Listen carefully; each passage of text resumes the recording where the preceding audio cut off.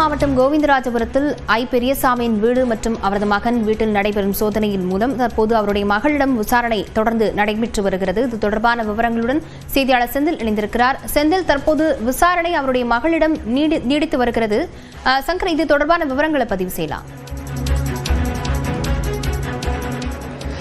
லாவண்யா, தற்பொழுது பார்த்தீங்கன்னா தமிழகத்தின் ஊரகம் மற்றும் உள்ளாட்சித்துறை அமைச்சர் ஐ பெரியசாமி இல்லத்தில் காலை 7 மணியிலிருந்து சுமார் 5 மணி நேரத்திற்கு மேலாக இந்த அமலாக்கத்துறை சோதனையானது நடைபெற்று வருகிறது.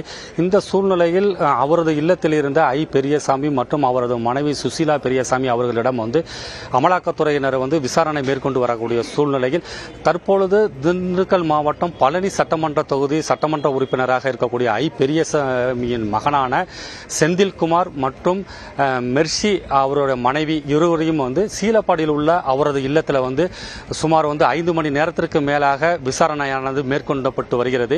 இந்த விசாரணையானது அவர்கள் மட்டுமின்றி அவரது மகளான இளைய மகளான இந்திரா அவரது இல்லத்திலும் விசாரணை மேற்கொண்டு வருகிறது. இதில் குறிப்பாக நாம் பார்க்கப்படுகிறது என்றால் இந்த விசாரணையில் அனைவரையும் தங்களோட கட்டுப்பாட்டுக்குள் கொண்டு அவர்களுடன் நேரடி விசாரணையில் மேற்கொண்டு வருகின்றனர்.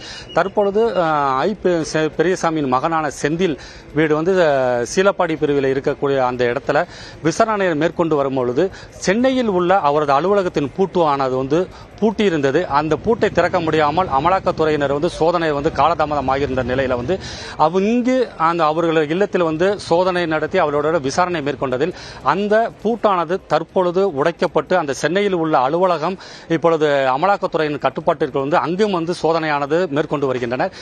தற்பொழுது பார்த்தோம்னா திண்டுக்கல் மாவட்டத்தில் 5 இடங்களில் இந்த அமலாக்கத்துறை சோதனை நடைபெற்று வருகிற பொழுது மேலும் அவருடைய தொழில் நிறுவனங்களான இருளப்பன், ஹெய்னி போன்ற தொழிற்சாலைகளிலும் நூற்பாலைகளில் விசாரணை மேற்கொண்டு வருகின்றன. ஏறத்தாழ ஒரு 30 மேற்பட்ட அமலாக்கத்துறையினர் மற்றும் சிஆர்பிஎஃப் காவல்துறையினர் இந்த விசாரணை வளையத்துக்குள் கொண்டு தனிப்பட்ட முறையில் அவர்களது இல்லத்தில் அவர்களிடம் நேரடியான ஒரு விசாரணையை மேற்கொண்டு வருகின்றனர்.